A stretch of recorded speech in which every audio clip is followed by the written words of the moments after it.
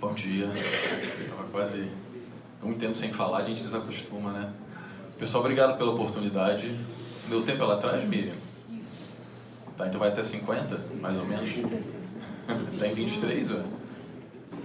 É bom rever diversos colegas, conhecer outras pessoas. Guilherme, que eu não vi há um tempão, tá bom? O pessoal lá da UFRJ, a Eixa, a Tereza. Quando falou a Eixa, eu falei, só pode ser ela, porque não tem outra.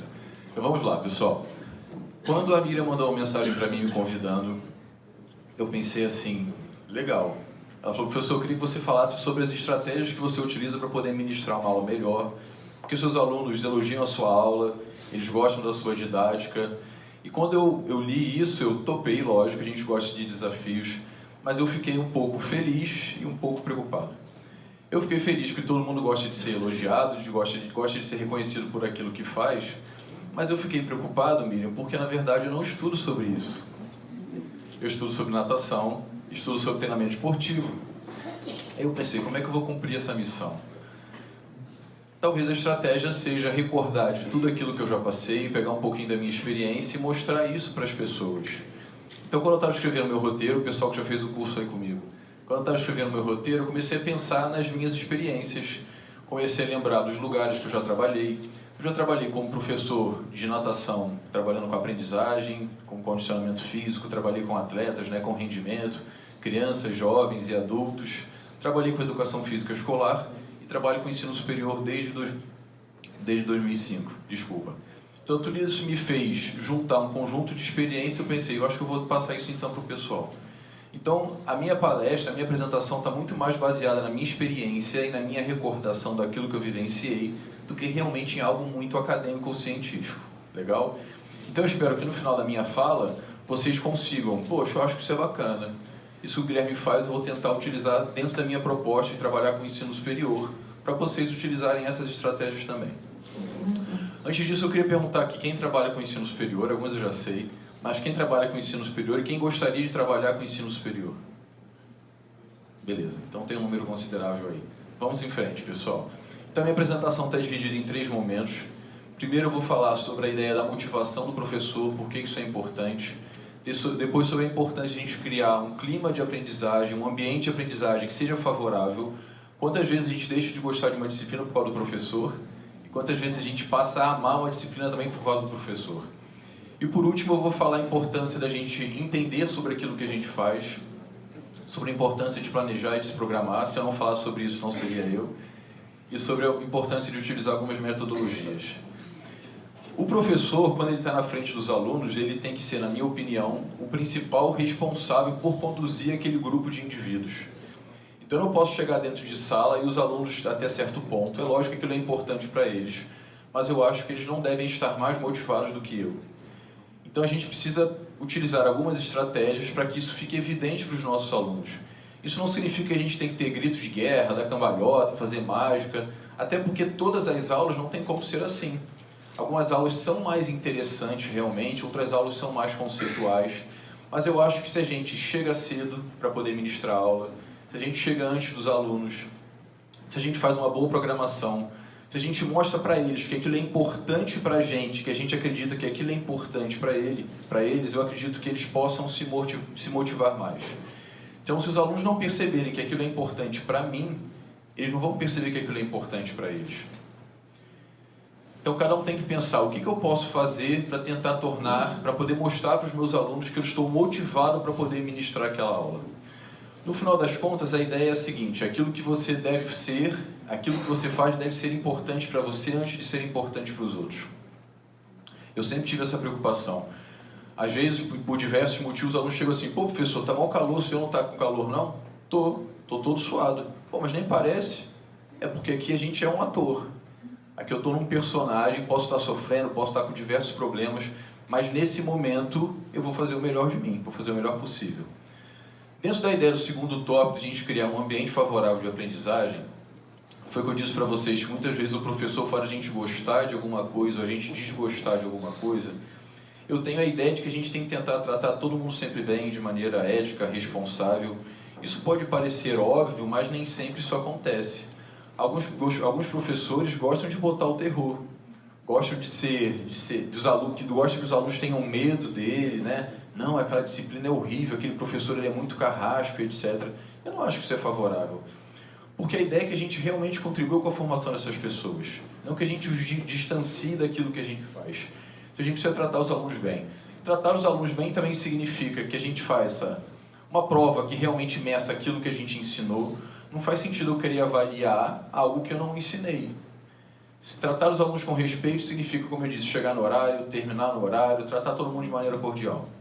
Eu acho que isso é extremamente importante. Porque, por exemplo, se os alunos não se sentem confortáveis para poder perguntar alguma coisa, se eles não se sentem à vontade para perguntar, como é que eles vão aprender? E a gente precisa passar a ideia para os nossos alunos que é muito mais comum a gente errar do que a gente acertar. Se vocês veem hoje em dia alguém que acerta bastante, é porque ele já errou bastante.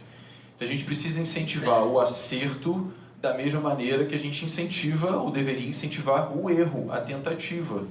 Se a gente não se põe, se a gente não se sujeita a errar, a gente não vai acertar. Outra coisa que eu acho muito importante, que eu não sei por que não eu tirei isso, é que a gente tente saber os nomes dos nossos alunos. Eu sei que isso às vezes é difícil, são muitos alunos, todo semestre são vários alunos, mas eu acho que todo mundo gosta de se sentir importante, todo mundo gosta de se sentir reconhecido, e eu acho que não há nada mais importante do que o nosso nome. Então, quantas vezes na UFRJ, em outros lugares que eu já trabalhei, eu ficava algum tempo sem ver um aluno, eu chamava o aluno pelo nome, e depois ele ia embora, eu ouvia ele falar assim, caramba, o Guilherme ainda lembra o meu nome, ele lembra de mim. É lógico que isso requer um esforço da gente, e é lógico que a gente não vai lembrar de todo mundo, isso é impossível. Mas se a gente puder fazer um esforço, eu acho que isso acontece. Eu tive um amigo que trabalhou comigo numa faculdade privada por 10 anos, que ele chamava todos os alunos de menino. Ô menino, ô menino. E eu acho que ele fazia isso de propósito. Ele fazia questão de chamar as pessoas de menino para criar certo distanciamento dos alunos. Porque ele entendia que esse distanciamento impunha respeito. Pode ser que seja verdade, cada um tem a sua maneira de pensar. Eu não acho que o professor tem que ser amigo dos alunos. Eu acho que a gente tem que tratar os alunos com respeito. Isso vai ser o suficiente. É lógico que, naturalmente, em função do contato com alguns alunos, você será mais próximo deles. Isso não tem problema nenhum. Ok? Então, eu acho que é importante que a gente saiba os nomes dos nossos alunos. Isso é uma forma também de respeito, é uma forma de reconhecimento. Também é importante a gente entender que cada caso de processo de aprendizagem é um caso diferente. Como eu disse para vocês, eu trabalhei com natação, aprendizagem e treinamento, trabalhei com educação física escolar e trabalho com ensino superior. No ensino superior, já trabalhei numa faculdade privada, numa faculdade mantida pelo Poder Público Municipal e 2 instituições federais. Em todas elas, eu sempre fui o mesmo cara chato. Primeiro dia de aula, mostrava a programação, quando tem prova, quando tem nota, quanto que vale cada atividade, mesmo na escola estadual. E isso tudo é um grande diferencial para você entender. Se eu estou nesse contexto, eu continuo sendo o Guilherme, mas eu tenho características que têm que ser adaptadas para esse contexto. Se eu estou nesse outro contexto, o Guilherme tem que ser um outro Guilherme. Por exemplo, nas aulas de educação física escolar, eu trabalhava com ensino médio. O primeiro ano do ensino médio era sempre o mais complicado para mim. Porque o professor que dava aula antes, para o ensino infantil, e esqueci, fundamental, ele não dava aula de educação física do jeito que eu acho que é o mais adequado.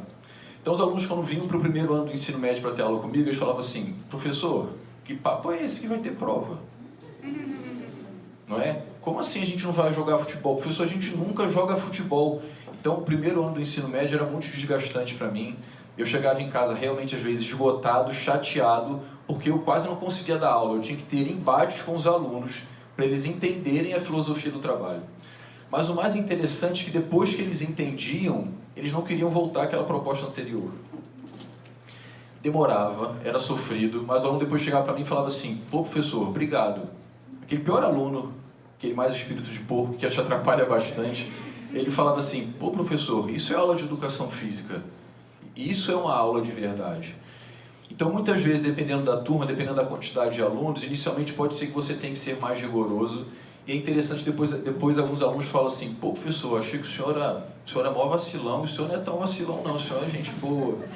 É porque naquele momento eu falo com ele, se naquele momento eu fosse agradável a você, você não ia me respeitar. Então naquele momento eu precisei ter uma característica que era importante naquele momento. Outra coisa que eu aprendi também é que a gente precisa passar a informação na medida correta. O que isso significa? Quando eu comecei a trabalhar com o ensino superior, foi em 2005, eu tive a oportunidade de trabalhar, de lecionar disciplinas de natação. E para mim foi excelente. Porque quando eu estava no meu segundo período da faculdade, Miriam, eu pensei assim, poxa, eu acho que essa ideia de trabalhar com o ensino superior vai ser bom. Eu quero então ser treinador de natação e quero trabalhar com o ensino superior. Então, desde o segundo período, eu estava preocupado em comprar livros, em ler esses livros. Na época a internet era discada, era horrível, mas todo domingo de manhã eu acordava antes do meu irmão, porque só tinha um computador em casa, para ficar no computador baixando aqueles vídeos de 5, 6 megabytes, que demorava 2 horas para poder baixar, quando a internet não caía. Então era um contexto completamente diferente. Mas eu tinha aquele sonho, poxa, quando eu for trabalhar com ensino superior, eu já tenho meu material todo pronto. Então, ao longo da graduação, eu fui juntando esse material, lendo, fazendo curso, etc. Quando eu comecei a trabalhar com ensino superior, eu tinha 23 anos, tinha mais ou menos a idade dos alunos, e eu pensei assim, poxa, eu vou ensinar o máximo que eu puder, eu vou ensinar tudo o que eu sei para que eles sejam ótimos professores de natação. Tudo bem. Quando eu estava quase terminando o primeiro semestre nessa faculdade que eu trabalhei, o coordenador me chamou e falou assim, Tuxer, eu tenho um desafio para você. Eu quero que no semestre que vem você lecione a disciplina de atletismo. Atletismo e natação são 2 esportes individuais. Não tem nada a ver uma coisa com a outra. Tudo bem. Aí eu tive que comprar os livros do Fernandes, quem é do atletismo conhece, um livro só de saltos, lançamento, arremesso e um de corrida, e aprendi atletismo, porque isso que é o mais bacana. A gente precisa aprender a aprender, a gente precisa aprender a descobrir, porque a gente está muito acostumado a ficar sentado e a outra pessoa ficar falando. Então foi muito importante para mim em todos os sentidos. Mas a ideia é, eu estudei atletismo, terminei o semestre de atletismo e no final vários alunos chegaram perto de mim e falaram assim, professor, foi excelente, aprendi muito no atletismo. Isso não aconteceu na natação. E eu fiquei frustrado. O que eu mais estudei a minha vida inteira, eles não aprenderam nada, e o que eu sabia muito pouco, eles aprenderam muito, é porque naquele momento eles só conseguiam absorver aquele pouco. Então não adianta, às vezes, disciplinas como fisiologia, bioquímica, que todo mundo adora, né? A gente querer ser complexo demais, talvez, porque as pessoas não estão preparadas naquele momento para poder absorver aquele conhecimento.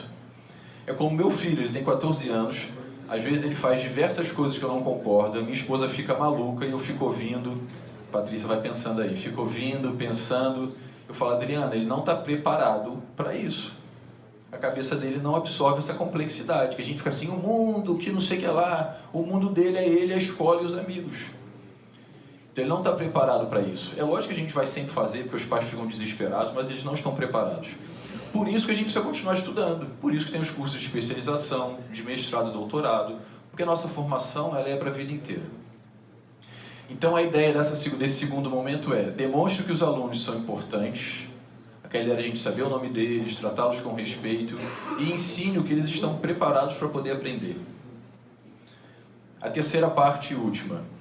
Quando eu comecei a trabalhar com ensino superior, depois eu comecei a pensar no seguinte, tudo bem, eu acho que eu sei natação, mas quais são os meus pontos fracos? Eu comecei a me preocupar com aquilo que eu achava que não sabia tão bem, porque eu acho que ser professor é uma tarefa extremamente complexa. Então eu comecei a pegar áreas correlatas da gestão, da própria educação física, de outras áreas para poder ensinar melhor natação. E eu comecei a perceber também o seguinte, muita coisa eu conhecia, mas muitas coisas eu não entendia. Que são coisas diferentes. Então a ideia do conhecer está muito mais atrelada a você ter habilidades. O entender está mais associado a você resolver problemas. Quando você está no campo, na pista, você está lecionando uma aula prática ou mais teórica, você precisa resolver problemas. E resolver problemas, que a ideia da competência, significa você juntar diversos pontos que inicialmente eles foram ensinados para a gente de maneira separada. Na graduação você tem a fisiologia, a biomecânica, a didática, a pedagogia e por aí vai. Mas quando você está lá na piscina, você precisa de tudo isso ao mesmo tempo. Você não precisa só da natação. Saber só natação, no meu caso, é muito pouco. Então eu comecei a me preocupar com isso. O que eu tenho que entender melhor para poder ministrar uma aula melhor? E eu continuei aí os meus estudos. Uma outra ideia é a importância da preparação. Eu disse para vocês que talvez seja aí uma característica que me marca.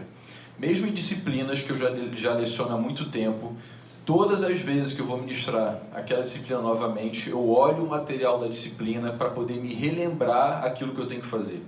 Pô, Guilherme, então você tem problema de memória, você leciona natação há 20 anos e todas as vezes você faz isso? Faço, porque eu dou aula de natação, de diversas outras coisas, tem graduação, tem pós-graduação, tem especialização, tem congresso, tem evento. Se você não fizer isso, você vai chegar dentro de sala, vai ter que relembrar o que você tem que falar, ou você vai demorar a esquentar. Isso não é bom. E sempre tem coisa nova para você falar, alguma coisa do momento, alguma coisa que aconteceu. Então eu estou na minha casa, passando os slides assim mais rapidamente, e estou lembrando, essa é a sequência que eu tenho que falar, essa é a história, e vem alguns insights. No último semestre uma aluna perguntou isso, talvez seja bacana de comentar.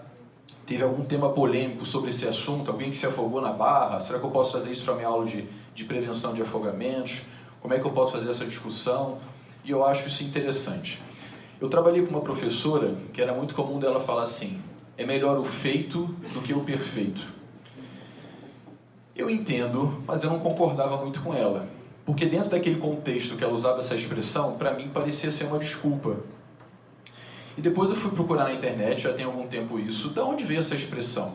A minha esposa ela tem um livro só de expressões populares, eu acho isso muito bacana, porque a gente usa diversas expressões, não sabe de onde isso veio. E no caso, essa expressão, pelo que eu pesquisei no Google, ela veio de um general americano que utilizou essa expressão. Não tinha mais informações, mas eu acredito que isso aconteceu numa situação de guerra, de perigo iminente, onde ele tinha que tomar uma decisão. Então, naquele momento, fazer alguma coisa era melhor do que buscar fazer algo de maneira perfeita. Só que no nosso caso, enquanto professores, você sabe quando você tem aula, você sabe a duração das aulas, você sabe o que você tem que ensinar. Então não tem como não buscar a excelência. Tem dias que a gente está cansado, tem dia que o nosso filho não dorme tão bem e, consequentemente, a gente não dorme tão bem. Tem dia que meu filho ele fez isso, ele saiu de casa sem me avisar e a gente ficou sabendo pelo vizinho. Aí eu falei, Felipe, se você direcionasse essa intenção de fazer coisa errada para coisa que presta, você era o... Beleza. Foi só um desabafo. Não é? Gasta tanta energia com coisa que não interessa. Se você usasse metade disso para o que interessa, você já ganhava muito mais do que eu. Para de desperdiçar o seu tempo. Então, a gente tem condições de se preparar, de buscar fazer algo melhor. E eu acho que isso é importante. Você vai acabar voltando lá naquela ideia que eu falei anteriormente da motivação. Você vai chegar dentro de sala e o aluno vai perceber o seguinte. Caramba, o professor já está com tudo montado, sabe o nome de todos os alunos, ele mostra a importância da atividade, não tem como o aluno não gostar da aula. Isso é difícil? Exige muito da gente? Exige, mas eu acho que é um caminho que a gente poderia seguir. E como não poderia deixar de falar, a ideia das estratégias, foi por isso que a Miriam me convidou aqui. Eu acho que as outras estratégias que eu falei, elas são muito mais empíricas, são fruto da minha observação de alguns colegas que acertavam, são frutos de experiências com outros colegas que, na minha opinião, erravam, que eu trouxe para vocês. Nessa faculdade que eu trabalhei primeiro, era muito bacana, porque era muito novo, e eu tinha contato, e o bom numa faculdade pequena é essa, você tem contato com professores de diversas áreas. Então tinha o grupo de professores da educação física, nutrição, farmácia, psicologia, direito, e cada grupo de professores, em função da formação deles, eles têm uma tendência de ministrarem uma aula de maneira diferente.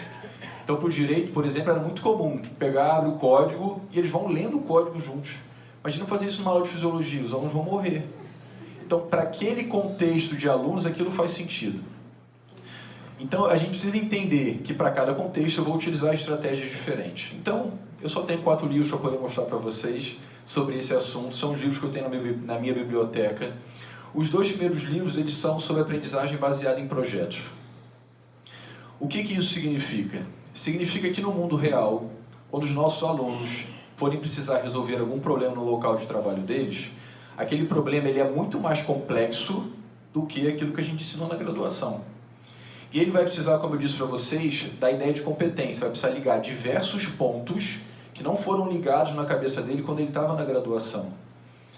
Então, por que não a gente passar a ensinar a ideia de, tudo bem, você tem que ministrar uma aula, você tem que prescrever um treino, você tem que dar uma aula teórica que seja, mas para que você faça isso, você tem que saber de diversas outras coisas correlatas, e o que você não souber, você tem que aprender a fazer. Você tem que descobrir onde está essa resposta. Meu filho, mais uma vez, tem tentado me ajudar a editar alguns vídeos aí para o Instagram. Uma preguiça danada, Patrícia, mas os pais nunca desistem. E vira e mexe, ele fala assim para mim: papai, isso aqui eu não sei fazer não. Eu falo: e o que tem? Não, essa parte aqui eu não sei fazer não. Felipe, quando você também não sabia jogar o videogame, o que você fez? Ah, eu vi no YouTube. E por que você não vê agora? Então essa é a ideia. Quando eu estiver ministrando uma aula, fazendo qualquer coisa, vai chegar em algum momento para poder realizar um evento que você, poxa, eu não tive formação de gestão. Vou ter que ler um livro de gestão, ver um vídeo na internet, dá o seu jeito para poder resolver isso. Só que se a gente não ensina os nossos alunos assim, quando eles se formarem, alguns terão essa iniciativa própria, por influência da família, por característica pessoal, mas outros não. Vão falar assim: não sei. Não sei. E eu acho que não deveria ser assim. Tem uma disciplina na UFRJ que é de aplicação pedagógica da natação, que eles têm que propor um projeto pedagógico para uma escola de natação. Então a ideia é essa: eu dou algumas aulas e a gente vai construindo esse projeto juntos. Cada um deles escolhe uma vertente diferente, esporte de rendimento, aprendizagem, TAF, seja lá o que for. E a gente vai construindo o projeto juntos. Então, no final das contas, pode ser que o que menos eles estudem seja natação. Eles estudam diversas outras coisas para poder resolver o problema da natação. Esse terceiro livro aqui é um ensino relacionado a gente ensinar baseado em competências. Está bem próximo da ideia do anterior, mas talvez o diferencial seja a gente pensar os nossos alunos de maneira mais integral. Então, entender o nosso aluno em termos procedimentais, conceituais e atitudinais. Então, entender que esse nosso aluno ele tem que saber fazer alguma coisa, ele tem que entender sobre o que ele faz, e a gente vai desenvolver também atitude nesses alunos. Então, nas minhas aulas, por mais que às vezes eu não fale isso de maneira aberta, o fato de eu chegar cedo, o fato de eu ser organizado, o fato de eu ter determinados comportamentos, eu vou passando isso para os alunos, de maneira sutil. E a tendência é que eles se adequem àquele ambiente, que é a ideia da conformidade social, e passem a agir também dessa maneira. Porque a pessoa que não for assim, ela vai se sentir estranha. É igual aqui. Todo mundo que chega no ambiente militar tem a tendência de ficar mais sério. Porque é uma característica do ambiente militar, a pessoa vai se adequar a ele. E o último aqui é um livro só sobre estratégias de ensino, são 49 estratégias. São mais voltadas, talvez, para a educação básica do que para o ensino superior, mas a gente facilmente adapta. Tem uma que eu gosto bastante, utilizei ontem no grupo de pesquisa, que o nome da estratégia é Sem Escapatória. Pode ser que vocês já utilizem já algumas dessas estratégias, mas o bacana é que ele formaliza isso, ele sistematiza. Então a ideia do Sem Escapatória é o seguinte: você está falando sobre determinado assunto e você quer conversar com os alunos para saber se eles entenderam. Eu posso perguntar: Marcos, o que você entendeu sobre o que eu falei aqui? Aí vamos supor que o Marcos acha que ele não estava prestando atenção. É natural que os alunos falem assim: pô, professor, mas eu tive que ver meu celular rapidinho aqui porque minha mãe está passando mal. Não, Marcos, não estou querendo te punir, não. Que é a ideia que o aluno tem. A ideia de criar um ambiente favorável de aprendizagem. Eu só estou conversando com você, quero saber se você aprendeu. E realmente não quis punir o aluno porque ele foi selecionado para poder responder. Eu quero que ele aprenda. Vamos dizer que ele saiba assim: professor, não sei. Eu vou falar: Tereza, ajuda o Marcos, por favor. O que você entendeu do que a gente conversou? E a Tereza vai falar: ah, entendi isso. Vamos dizer que seja uma resposta parcial. Eu vou perguntar: Braga, o que você entende? Depois os alunos vão complementando aquela resposta, eu posso complementar, volto no Marcos e pergunto: Marcos, e aí, o que você entendeu? Se ele tiver o mínimo de boa vontade, ele vai conseguir responder. Então a ideia é sem escapatória, porque no final ele vai ter que responder, porque todo mundo foi ajudando ele. Pode ser que seja aquele aluno que continue assim: não entendi nada, não sei. Aí tem que ter um pouco de paciência, tá? E tentando cativar esse aluno para que ele entre dentro daquilo que a gente acredita. Então, para poder fechar essa última etapa, um bom planejamento e uma adequada preparação passam a ideia de que você ainda é melhor. Para poder encerrar, pessoal, quando eu estava fazendo a minha apresentação, eu peguei algumas fotos antigas para poder usar, como vocês viram, e peguei essas fotos aí de mais de 10 anos atrás e postei no Instagram. E foi bacana, e perguntei para os alunos: onde vocês estão, o que vocês estão fazendo? E foi bacana porque eles responderam bastante. Alguns nem estão mais na educação física, outros tinham a ideia de trabalhar com alguma coisa e depois mudaram para outra coisa. Mas eu acho que o mais importante é o seguinte: o nosso papel enquanto professor é ajudá-los, é incentivá-los para que eles possam escrever o capítulo da vida deles da melhor maneira possível. Não sou eu que vou determinar o sucesso ou o insucesso de um aluno por causa de um comportamento que ele tem numa aula minha. Que às vezes a gente tem essa ideia. você não vai dar em nada, você não presta atenção. Às vezes naquele momento, ou às vezes a culpa é sua, ele não está preparado para isso. Então a gente tem que entender que todos os alunos serão alunos de excelência, até que alguém prove o contrário. Obrigado aí pela atenção de vocês.